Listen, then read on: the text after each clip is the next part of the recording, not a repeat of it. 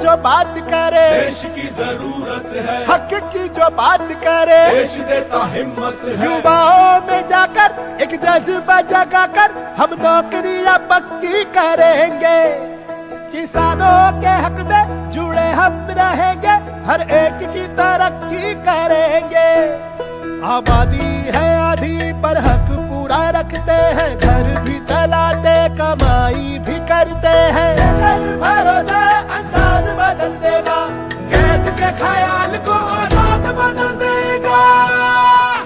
हम साथ हैं तो हाथ ये हालात बदल देगा।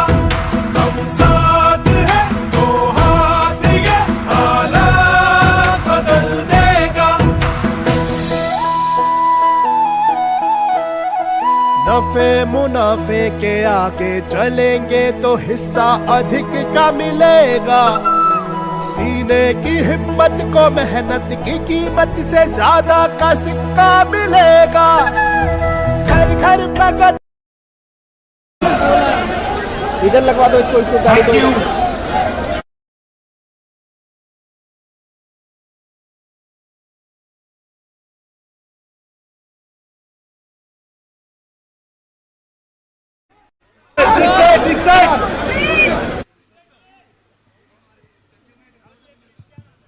People are here, media are there, they want me to look there.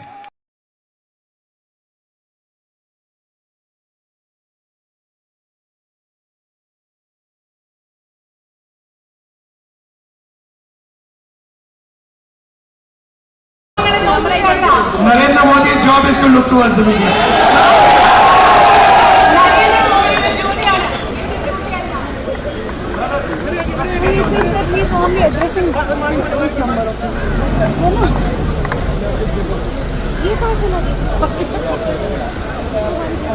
The Constitution of India is under attack by the RSS and by the तो बोलो यार अपनी लैंग्वेज में वहाँ आगे लगाएगा।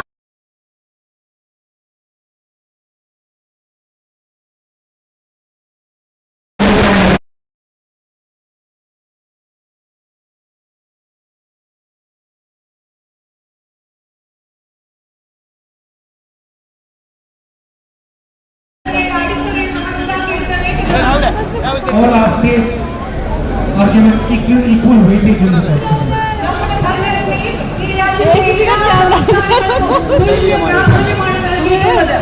All our people are given equal weightage in our country. നമ്മുടെ ഭരണഘടനയിൽ ഈ രാജ്യത്തെ എല്ലാ ജനങ്ങൾക്കും തുല്യ പ്രാധാന്യമാണ് നൽകിയിരിക്കുന്നത്. All languages, all religions, all communities, all castes, men, women, they are all given equal weightage. എല്ലാ ഭാഷകൾക്കും എല്ലാ സമുദായങ്ങൾക്കും എല്ലാ മതങ്ങൾക്കും എല്ലാ സംസ്കാരങ്ങൾക്കും എല്ലാ ലിംഗപദവിയുള്ളവർക്കും പുരുഷന്മാർക്കും സ്ത്രീകൾക്കും എല്ലാവർക്കും നമ്മുടെ ഭരണഘടന പ്രദാനം ചെയ്യുന്നത് തുല്യതയാണ്. That is what Mr. Narendra Modi and the RSS are trying to change. ഇതാണ് ഈ രാജ്യത്തെ എല്ലാ മനുഷ്യർക്കും തുല്യത നൽകുന്ന ഭരണഘടന. ഭരണഘടനയിലെ തുല്യതയാണ് RSSഉം നരേന്ദ്രമോദിയും ഈ രാജ്യത്തെ മാറ്റാൻ ആഗ്രഹിക്കുന്നതും ശ്രമിക്കുന്നതും. അതാണ് ഇന്ത്യൻ ഭരണഘടനയിലെ തുല്യത മാറ്റാൻ RSSഉം നരേന്ദ്രമോദിയും ശ്രമിക്കുമ്പോൾ ഒരിക്കലും ഞങ്ങളെ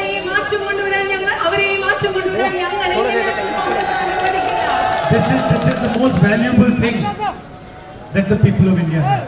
ഇന്ത്യയിലെ ജനങ്ങൾക്കുള്ള ഏറ്റവും മൂല്യവത്തായ വിലമതിക്കുന്ന സാധനം വസ്തുത എന്ന് പറയുന്നത് ഇന്ത്യൻ ഭരണഘടനയും തുല്യതയുമാണ്. All the wealth of India is less valuable than the constitution. ഈ രാജ്യത്തിന്റെ മുഴുവൻ സമ്പത്തും ഇന്ത്യൻ അത് കൂട്ടിച്ചേർത്താലും ഇന്ത്യൻ ഭരണഘടനയുടെ അത്രയും വില അതിന് വരില്ല.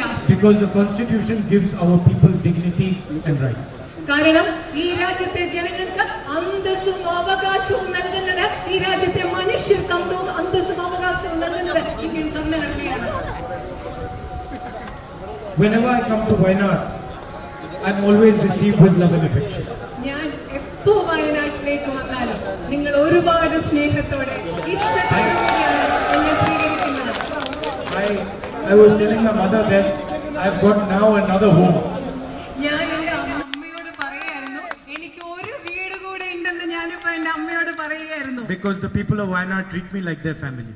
കാരണം വയനാട്ടിലെ ജനങ്ങൾ നിങ്ങൾ ഓരോരുത്തരും നിങ്ങളുടെ കുടുംബാംഗത്തെ വീട്ടിലെ ആളിനെ പോലെയാണ് എന്നെ കണക്കാക്കുന്നത്.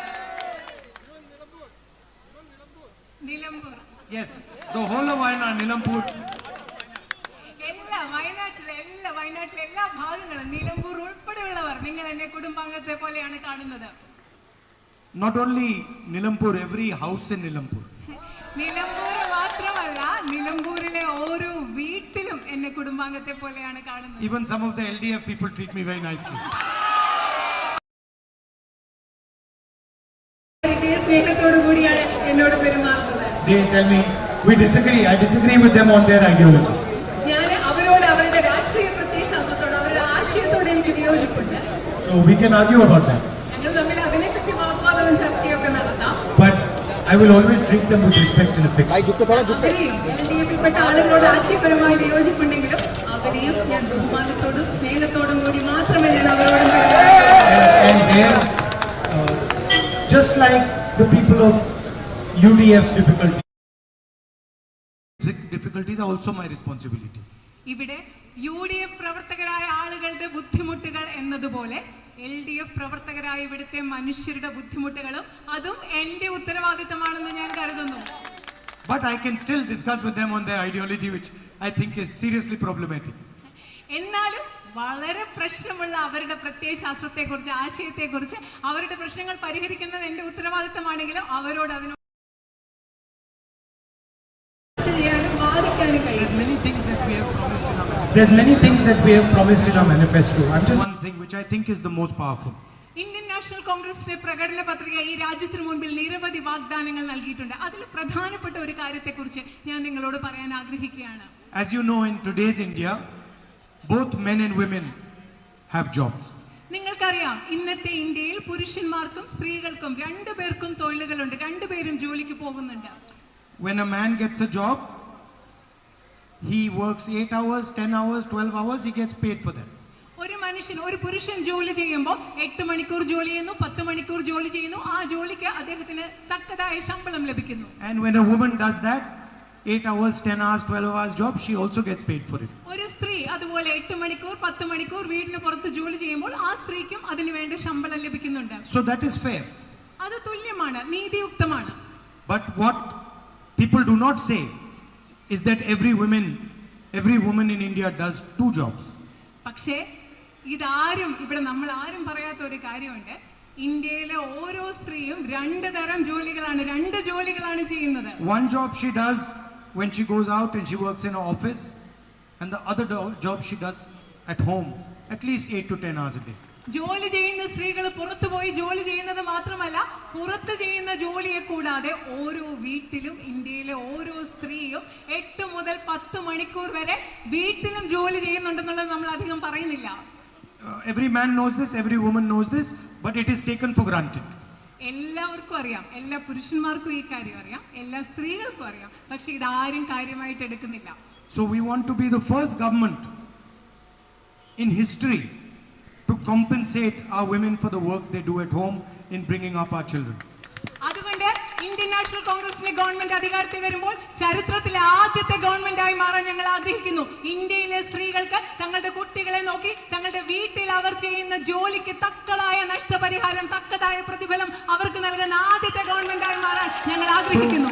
So we have 3 ideas to transform Indian women. Indian സ്ത്രീകളുടെ, ഇന്ത്യയിലെ സ്ത്രീകളുടെ, ഇവിടെയുള്ളവരുടെ ഉൾപ്പെടെയുള്ള സ്ത്രീകളുടെ ജീവിതത്തെ മാറ്റിമറിക്കാൻ പോകുന്ന 3 ആശയങ്ങൾ ഞങ്ങളുടെ പക്കലുണ്ട്. The first, what we are going to do is we're going to make a list of every single poor family in India. ആദ്യം ഞങ്ങൾ ചെയ്യാൻ പോകുന്നത് ഈ രാജ്യത്തെ ദരിദ്രരായ എല്ലാ കുടുംബങ്ങളുടെയും ഒരു പട്ടിക ഉണ്ടാക്കാൻ പോവുകയാണ്. And then the government of India, next government of India is going to choose one woman in each family. അതിനുശേഷം ഈ പട്ടിക ഉണ്ടാക്കിയ ശേഷം രാജ്യത്തിൽ അധികാരത്തിൽ വരാൻ പോകുന്ന അടുത്ത ഇന്ത്യൻ ഗവൺമെന്റ് ഇതിലെ ഈ പട്ടികയിൽ നിന്ന് ഓരോ ദരിദ്ര കുടുംബത്തിൽ നിന്നും ഓരോ സ്ത്രീയെ തെരഞ്ഞെടുക്കാൻ പോവുകയാണ്. Now obviously these will be women who are from poor households across the country. യഥാർത്ഥത്തിൽ പ്രത്യക്ഷമായും ഈ സ്ത്രീകൾ എന്ന് പറയുന്നത് രാജ്യത്തെ ദരിദ്ര കുടുംബങ്ങളിൽ നിന്നുള്ള രാജ്യമെമ്പാടുമുള്ള സ്ത്രീകളാവും. പക്ഷെ നിങ്ങൾക്കറിയാമോ, കോടിക്കണക്കിന് സ്ത്രീകൾ ഉണ്ടാവും ദരിദ്ര കുടുംബങ്ങളിൽ നിന്ന് ഞങ്ങൾ സ്ത്രീകളെ തെരഞ്ഞെടുക്കുമ്പോൾ. And the government of India is going to put directly in their bank account 1 lakh rupees every year, 8,500 rupees every month. ഈ പറയുന്ന കോടിക്കണക്കിന് ദരിദ്ര കുടുംബങ്ങളിലെ സ്ത്രീകളുടെ ബാങ്ക് അക്കൗണ്ടിൽ ഇനി അധികാരത്തിൽ വരുന്ന ഞങ്ങളുടെ ഇന്ത്യൻ ഗവൺമെന്റ് ഓരോ മാസവും 8,500 രൂപ വീതം 1,00,000 രൂപ അവരുടെ ബാങ്ക് അക്കൗണ്ടിൽ നിക്ഷേപിക്കും. We are also going to make sure that in all government jobs, in the public sector units, in the government companies, that our women get 50% reservations. അത് മാത്രമല്ല, ഈ രാജ്യത്തെ പൊതുമേഖലാ സ്ഥാപനങ്ങളിലെ ജോലികളിൽ, ഗവൺമെന്റ് ജോലികളിൽ നമ്മുടെ നാട്ടിലെ സ്ത്രീകൾക്ക് 50% സംവരണം ഇന്ത്യൻ നാഷണൽ കോൺഗ്രസ് ഉറപ്പുവരുത്തും. And we are going to also give reservations in the parliament and Vidhan Sabhas immediately. അത് മാത്രമല്ല, ഇന്ത്യൻ പാർലമെന്റിലും നിയമനിർമ്മാണ സഭകളിലും ഇന്ത്യയിലെ ജനങ്ങൾക്ക്, സ്ത്രീകൾക്ക് ഉടനടി സംവരണം ഉറപ്പാക്കുമെന്ന് ഞങ്ങൾ ഉറപ്പു നൽകുന്നു. These leaders around me right now, they are disturbing me. ഇവിടെ നിൽക്കുന്ന ഈ ലീഡേഴ്സ്, അടുത്ത് നിൽക്കുന്നവർ എന്നെ ചെറുതായിട്ട് എനിക്ക് പ്രശ്നമുണ്ട്. They are telling me, hurry up, time is short, time is short. അവർ പറഞ്ഞുകൊണ്ടിരിക്കുകയാണ്, വേഗം പറയൂ, സമയമില്ല എന്ന് ഇവർ പറഞ്ഞുകൊണ്ടിരിക്കുകയാണ്. I am with my family, time is not short, unlimited time is there. ഞാൻ എന്റെ വീട്ടിലെ ആൾക്കാരോടാണ്, എന്റെ കുടുംബാംഗങ്ങളോടാണ്, അതുകൊണ്ട് എനിക്ക് സമയം പ്രശ്നമേ ഇല്ല. ഇവിടെ ഇഷ്ടം പോലെ സമയമുണ്ട് എനിക്ക് നിങ്ങളുടെ കൂടെ. And the final thing is that we have millions of women who work as ashas and anganwadis. അത് മാത്രമല്ല, നമുക്ക് ലക്ഷക്കണക്കിന് സ്ത്രീകളുണ്ട്, ആശാ പ്രവർത്തകരും അംഗൻവാടിയിലും ജോലി ചെയ്യുന്ന സ്ത്രീകൾ നമുക്കുണ്ട്. And we are going to double their wages. അവരുടെ വരുമാനം ഇന്ത്യ മുഴുവനുള്ള ആശാ വർക്കർമാരുടെയും അംഗൻവാടിയിൽ ജോലി ചെയ്യുന്ന സ്ത്രീകളുടെയും വരുമാനം ഇന്ത്യൻ നാഷണൽ കോൺഗ്രസ് ഇരട്ടിയാക്കാൻ പോവുകയാണ്. So that was just one of the things that we are thinking. I would recommend that you read our manifesto. ഇത് ഞങ്ങൾ കൊണ്ടുവരാൻ ആഗ്രഹിക്കുന്ന ഏറ്റവും പ്രധാനപ്പെട്ട ഒരു ആശയമാണ്. ബാക്കിയുള്ള കാര്യങ്ങൾ അറിയുന്നതിന് വേണ്ടി നിങ്ങളോട് ഞാൻ ഞങ്ങളുടെ ഇന്ത്യൻ നാഷണൽ കോൺഗ്രസിന്റെ പ്രകടന പത്രിക വായിക്കണം എന്ന് നിങ്ങളോട് ശുപാർശ ചെയ്യുകയാണ്, വായിക്കണമെന്ന് നിങ്ങളോട് അഭ്യർത്ഥിക്കുകയാണ്. We have a strategy for employment, we have a strategy for farmers, we have a strategy for laborers, for women, for young men. നമ്മളെ ഈ നാട്ടിലെ തൊഴിലില്ലായ്മ പരിഹരിക്കുന്നതിന് ഞങ്ങൾക്ക് ചില പദ്ധതികളുണ്ട്. അതുപോലെ കർഷകർക്ക് വേണ്ടി പദ്ധതികളുണ്ട്, സ്ത്രീകൾക്ക് വേണ്ടി പദ്ധതികളുണ്ട്, യുവജനങ്ങൾക്ക് വേണ്ടി പദ്ധതികൾ. ഇതെല്ലാം ഞങ്ങളുടെ പ്രകടന പത്രികയിൽ വിശദമായി ഞങ്ങൾ പറഞ്ഞിട്ടുണ്ട്. And the BJP has also promised a few things. അതിനൊപ്പം BJPയും കുറച്ച് വാഗ്ദാനങ്ങളൊക്കെ ഈ നാട്ടിലെ ജനങ്ങൾക്ക് നൽകിയിട്ടുണ്ട്. I looked at their manifesto.